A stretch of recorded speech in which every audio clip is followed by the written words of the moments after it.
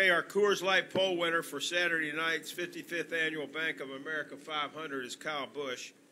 He drives the number 18 Double Mint Toyota for Joe Gibbs Racing. Congratulations, Kyle.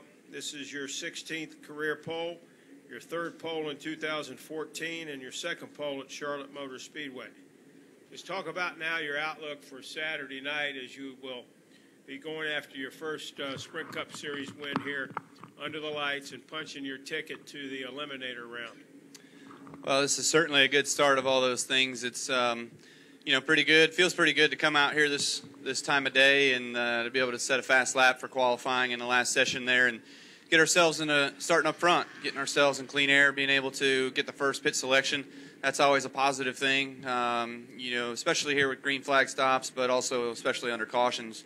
Just being able to get off pit road, my guys are really good. They'll enjoy that. So felt good though. The car all around through the rounds was pretty consistent and ran relatively the same lap times each time out. Just kept backing that up. And when you can do those things, that's pretty good. And Dave and the guys made some really good adjustments to it each round. Just trying to fine tune, man. I mean, qualifying, you're just asking for hundreds or thousands of time for speed, and that's what you just needed to do is just keep fighting and making sure that you could do everything right behind the wheel. And Dave and the guys did everything right with our adjustments on pit road there. So all in all, a good day, and feels good to start this way. Okay, we'll go to Jenna, then we'll go to Jeff Gluck, and then we'll go to Tom, and then Jim. Jenna Fryer, AP. Kyle, I asked Denny the same question. When the chase began, JGR, I guess, was just sort of in the middle of the road. Now, especially with the misfortune some of those guys had last week, do you guys think that you're edging closer to the top of this field? With the way the eliminations are, yes, I would believe that we're edging our way towards the top. But anything can happen in this game. It's I said it last week. I believe it's a fickle business. So you just got to pick through it all. And 500 miles here at Charlotte. We hope to have a good race here. We have had good races here in the past, and first things first, you shoot for top 10, then you shoot for top 5, and if you're in position, you try to go after that victory and punch your ticket right on through and get yourself automatically into the eliminator round. So that would certainly feel good for everybody at JGR, everyone on this double mint, M&M's, Snickers, Camry, and Interstate Batteries as well too. So you got to take things one step at a time, and right now it's about practice tomorrow. Go to Jeff, Tom, and then Jim Utter. Jeff Gluck from USA Today. You love Charlotte. I mean, you said it's one of your favorite tracks, if not your favorite, and you're 0 for 21 in Cup. How much does that irritate you? It's just a number, I mean, I've had good runs here in the past. It's I've led, I don't remember what fall race it was, but I led most laps, I believe. And coming down to the final pit stop, we didn't quite adjust on the car enough, and Matt Kenseth passed me and beat me that night. So he passed me in the turd cleaner machine. So it felt pretty shitty, but it was. There's better nights ahead of me, anyways, and I look forward to the opportunity to be able to be the guy that can go to victory lane here Saturday nights for sure. Let's go to Tom, Jim, and then Reed. Hi, Kyle. Tom Jensen, FoxSports.com. I understand what you're saying about taking it one day at a time, but if you go back 4 or 5 weeks to the start of the chase, and the Penske and Hendrick cars were so dominant at that point, now you're second in points on pole for this race, in real good position to lock yourself in. Would you have even seen yourself this high up back then? That's a good point. I don't think we would have. We certainly have been fighting really hard at Joe Gibbs Racing to get ourselves up to running with the level of competition that we've been seeing from our competitors. The Penske guys and a couple of the Hendrick cars, it hadn't been the whole company. The 24 and the 4 have really, and the 2 and the 22 have really been the cars to beat this year. I mean, those 4. And I think you automatically punch those 4 all the way through to the end, and those are the guys that are going to be racing for the championship. But anything happens, and there was a few bad races for a couple guys. A few guys last week had a bad race in Kansas, and for us now, it's just about trying to come out of here with a solid finish in Charlotte and put ourselves in the best position possible that we can heading into next week for Talladega. We'll go to Jim. Everybody's staring at the TV. You guys waiting for a fight? Are they? Are they going to do the old Bowman Gray through the infield grass here in Charlotte? We'll see. Jim and then Reed. Jim Utter, Charlotte Observer. I know it's still kind of early in the chase, but many years recently, people have been talking about what went wrong with you or your team when it came time for the chase. This year, you have one of the strongest qualifying performances through the first 4 races and a strong string of finishes. Does it just feel good to be kind of going in the right direction? So far, so good?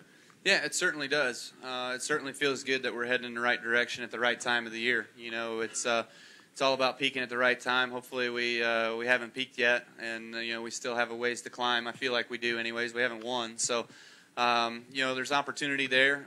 Again, just trying to get ourselves smarter each and every week about making the right decisions, unloading the right setups in these cars, and having the guys back at the shop building us some really good downforce, and thanking TRD for working on the engine programs through this year and getting ourselves in a better spot here the last month or so, and feeling good about going down the straightaways. So, all the pieces come together. They all come together at the right time, and you can do great things. So hopefully there's still a continuation of that here in next 6 weeks.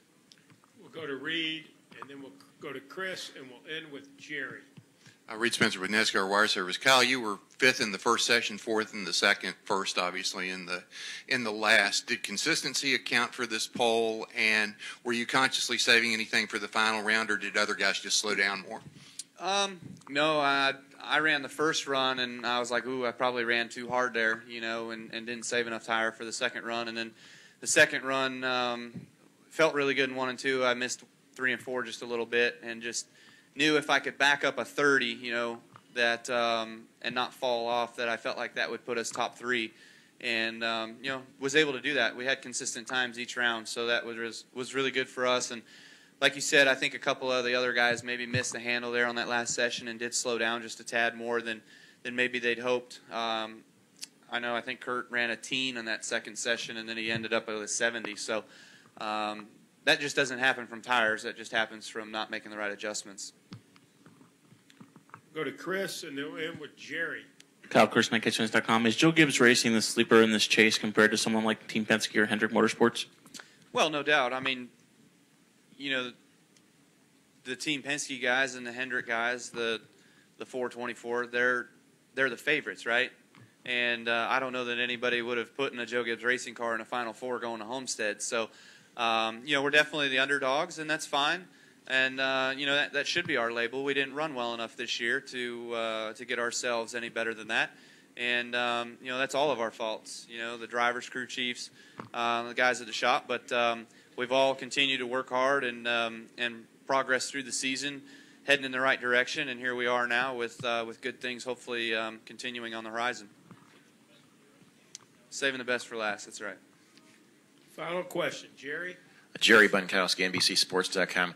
Kyle, in your talks with the other drivers over the last couple of days, is this the most crucial race of the chase next to Homestead? Charlotte? Yes, because of what the importance of going into Talladega and everything like that, because the uncertainty of that. Okay. Thanks for finishing that. With the way you asked, yes, I would say that that this certainly has a big importance, especially to the guys that are farther back. They know this is a track that's in their own destiny that they can do good at, that they can win at. Next week is a complete unknown. You could have a David Reagan win the race. We've seen that. So that won't do anything good for the guys that need wins to get themselves moved on. But in my mind, I think the perfect scenario for us in the 18 team is come out of here with a solid top 5 finish, hopefully, and go into Talladega, race them like heck, and win that race. Go to Martinsville, win that race, and go to Homestead and win that race. You do those 3 things, and you're the champion. So sign me up. Sounds good. Sign me up. Okay, we'll sign you up. Thank you, Kyle. Good luck.